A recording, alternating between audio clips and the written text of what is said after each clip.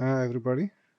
Today I'd like to show you how to go about installing the Windows Subsystem for Linux. Firstly, we'll right click on our Start button and go open Terminal Admin. This, let me just get the screen there, will allow us to now run the PowerShell, and here we will type in WSL install. Press enter. This will now download the subsystem for Linux on Windows. The initial installation will include Ubuntu, after which we will have to do a restart of the system. So this will take a few seconds. Let's see how it goes. Okay, as you can see, we are making progress. The information is being pulled from the internet. In the next few seconds, we will see a completed installation of Ubuntu Linux on Windows 11. Okay, it's installing Ubuntu. This may take a little while to start up as well, depending on your internet speed. Okay, yeah, the installation is now starting. It'll take a few seconds.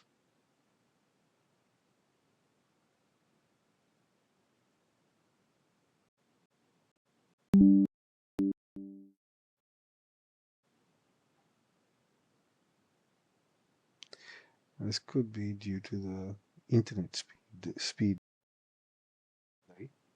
Let's see.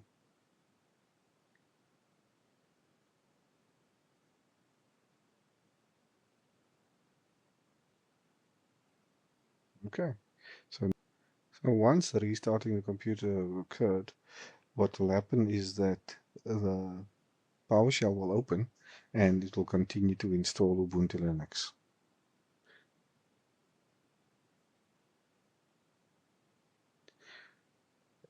Beyond this point, once this is complete, it will ask for an admin password. Then we will then have access to running Ubuntu and Ubuntu applications on this Windows installation.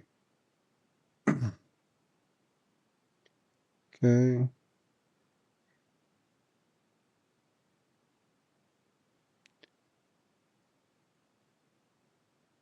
There we go. Continues on. There we go. So you can do all these type of things with it. Let's see if we open another PowerShell. Then I believe if we type in Ubuntu over here, it should start Ubuntu Linux. Okay.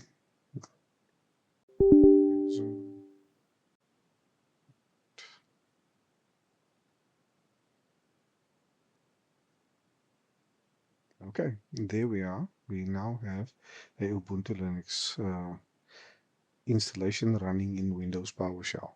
So we can do the normal tab twice, maybe not, being google.com, which isn't, that proves that we have got internet access through Ubuntu, but we have so this is a sudo user that we have, so we can do sudo, we can do just type in the password there again. Now we can do apt update.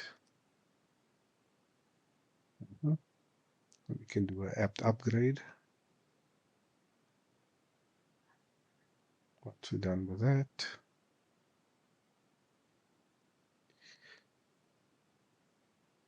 -y, that will upgrade all the necessary packages that are out of date. And can't think of a specific GUI application I would like to install. Maybe we can install a video editor inside here, depending on how big it is. I happen to be a big fan of KDN Live, and there isn't a Windows equivalent that I don't have to pay for, so I think I'll go with the KDN Live installation option. Let's see. The problem with KDN Live is that it ends up having to load up all the Qt packages, which could take a while to complete. It might also occupy quite a bit of space. So let's see.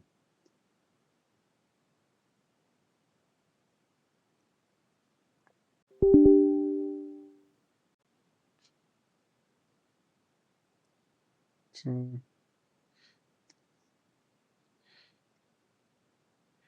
and it's going to take up to 480 megs. That's okay.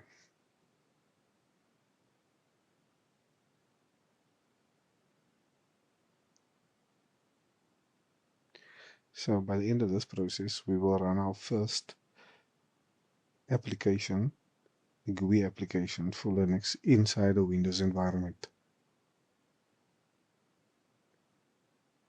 See? Then I can do the editing for this video in my favorite video editor, which is okay. So we're almost done installing KDN Live now. It'll take another few seconds, I'm sure. Once we are presented with a prompt, we'll have to exit as a super user. Let's just do that. And now we can run KDN Live. Enter. Let's see. There we go. We now have a application that is starting over here. Screen. There we go.